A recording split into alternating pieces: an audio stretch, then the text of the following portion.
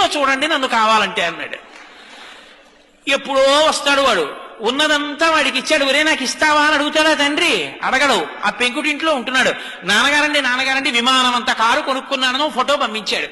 అది చూసి ఈ పెద్ద ఆయన పెంకుటింట్లోంచి రోహిణీ కార్తెలో ఉత్తరీయం నెత్తి మీద వేసుకుని ఎదురింటికి వెళ్ళి తలుపు కొట్టి మా అబ్బాయి విమానం అంత కారు కొనుక్కున్నట్ట ఫోటో చూడండి అంటాడు. నువ్వు పెంకుటింట్లో ఉంటున్నావు కదరా అంటే, పోన్లేదురో ఎంతకాలం బతుకుతాను, మా అబ్బాయి సంతోషంగా ఉన్నాడుగా అంటాడు.